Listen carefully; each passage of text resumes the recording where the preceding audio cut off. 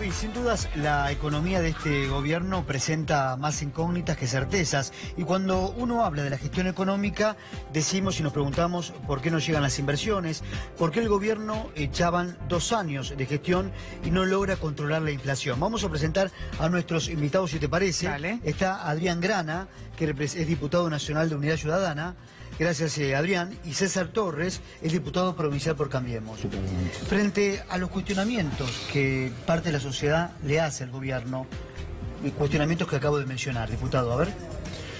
Básicamente vivimos en democracia y siempre que la oposición no está de acuerdo con algunas gestiones y medidas que toma el gobierno nacional o que toma el gobierno provincial, plantea su desacuerdo. Nosotros nos pusimos como objetivo ponerle un control a la inflación para empezar a trabajar sobre el desarrollo económico, sobre la inversión privada, sobre la mejora de la calidad de la inversión pública, sobre la transparencia en la calidad de la inversión pública, y ahí estamos trabajando. La verdad que nosotros no bajamos los brazos, seguimos muy cerca de eso. Hay datos concretos que nos dan la potestad para decir de que el camino se va iluminando y armando para que las cosas vayan mucho mejor de lo que estaban yendo. Ahora, ¿es cierto lo que dice Duhovne, que vamos a estar endeudados hasta 2020 y que después de 2020 esto va a empezar a bajar?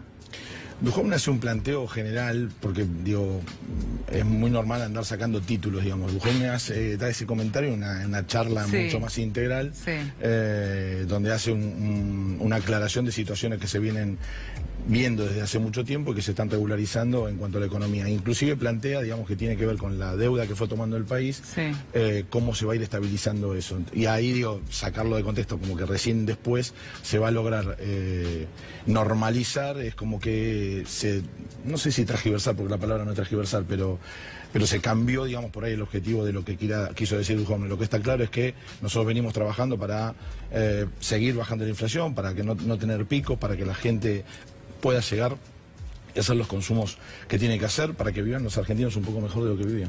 ¿Y se puede hacer los consumos que se puede hacer tal cual como usted lo acaba de decir, teniendo en cuenta que se sube el gas, se sube la nafta, se sube todos los elementos que por ahí, por ejemplo, para el transporte son muy necesarios, y que obviamente que es el primer eslabón de toda una cadena, porque si se sube el combustible, se sube el alimento para muchísimas provincias justamente por el flete?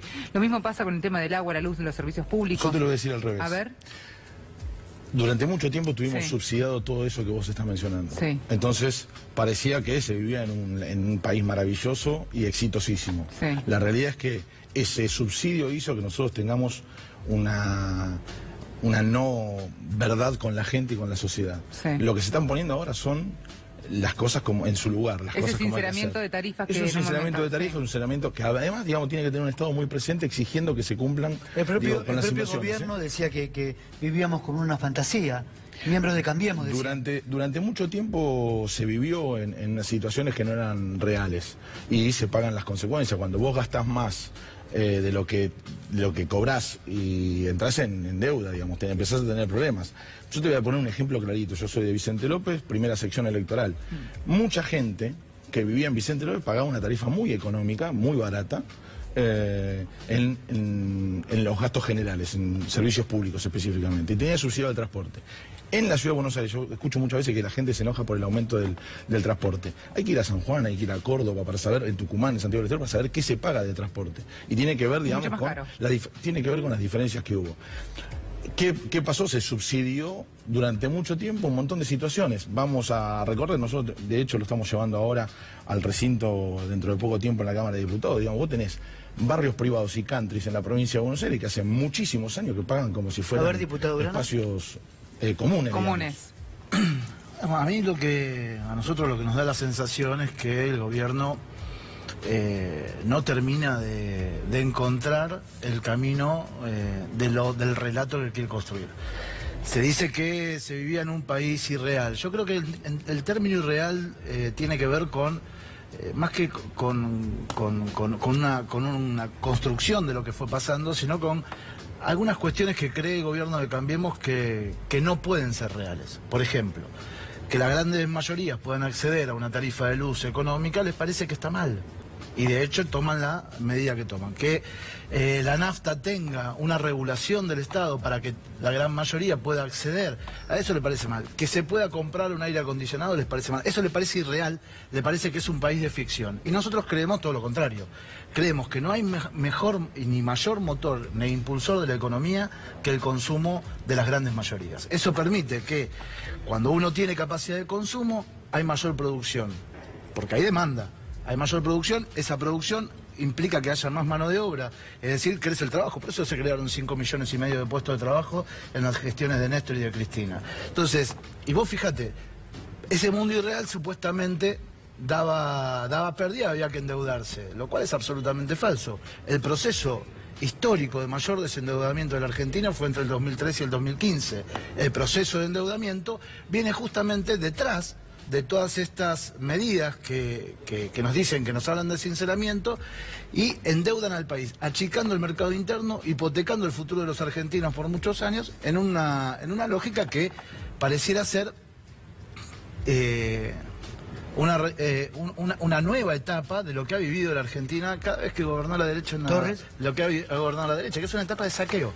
No, a ver, me parece que dos cosas. La primera es que una cosa es el empleo legítimo y la generación de trabajo legítimo y claramente con relación de dependencia. Y otra cosa son los puestos, digamos, que no son concretos o que no tienen la relación de dependencia. Durante mucho tiempo el Estado estuvo subsidiando permanentemente situaciones críticas que nosotros inclusive lo estamos haciendo. Digamos, la derecha sigue siendo la tasa más alta de acción social y comunitaria y desarrollo social e inversión social que tiene la Argentina.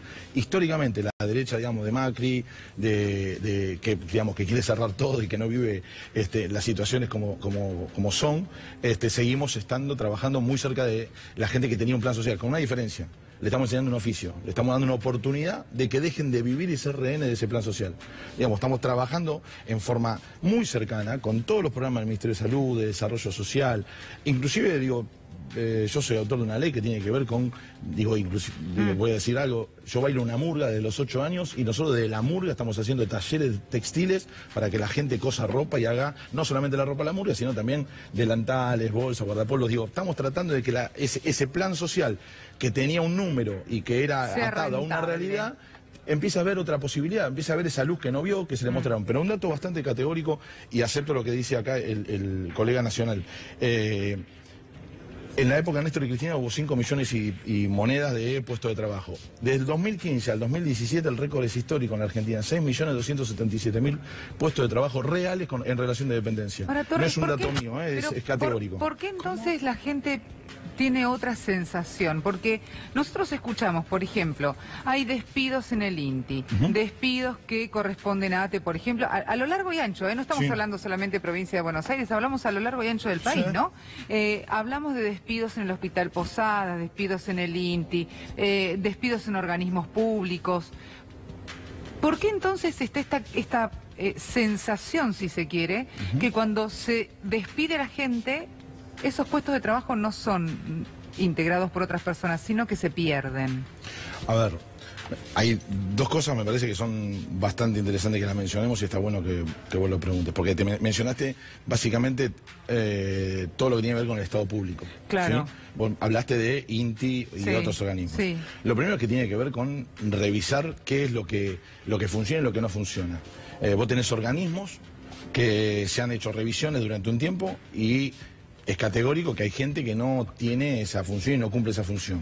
Y que si vos no cumples una función, como en cualquier lugar del mundo, y no tenés un espacio donde poder desarrollar tu actividad, no la tenés, no se te puede inventar. Ahora, así como pasa eso, te puedo decir, también se está reconvirtiendo un montón de empleo público. En el Ministerio de Economía, lo que pasa es que las buenas noticias no son noticias, son, el INTI es más fuerte, digamos. Pero a mí me interesa, no, pero por eso te la cuento. Forma, claro. El Ministerio de Economía tenía un listado muy importante y los gremios, digamos, que ATE, UPCN y todos los gremios que están vinculados al Ministerio de Economía, empleados de Economía, saben de lo que estoy hablando. Reconvirtieron al personal y al personal lo trasladaron a Migraciones, que es otro organismo, otro ministerio. ¿Por qué? Porque la verdad es que creció la tasa turística, se necesitan más inspectores en frontera y se reconvirtió ese personal. Se lo capacitó durante 6 a 8 meses y están trabajando ahí. No se despidió. Ahora, lo que vos tenés que un tipo que no apareció por el edificio público durante 10 años, que son los no se sabe contratos. ni quién es, y vos le decís, hasta acá llegaste, y porque los últimos meses del gobierno anterior se afilió a un sindicato, el sindicato tiene la obligación de defenderlo y lo defiende, anda a preguntarle al trabajador común de ese edificio si quiere que se quede esa persona. A ver, Grana, de octubre hasta esta fecha hubo inconsistencias del gobierno, de hecho bajó la imagen de Macri. ¿Qué análisis hace usted? A ver. Sí, primero dos aclaraciones muy breves. Tenemos un minuto. Sí, muy breve. La profesional que hacía todos los estudios para determinar qué tipo de cáncer tenía el paciente del Hospital Posadas, una sola. Era la única que había, no está más a partir de este ajuste que están haciendo en el Estado. Es como muestra un montón. Sí, no hay una pueblada como en azul, porque se cierra la fabricaciones militares en Fanazul. No hay una pueblada como la que hubo, una movilización tan extraordinaria, porque son ñoquis y grasa militante, o la grasa del Estado que dicen que lo sacaron. Yo no digo grasa militante porque soy militante. Eso fue, no, digo, porque eso fue las palabras del ministro de Economía, la palabra del ex ministro de Economía a principio de la gestión.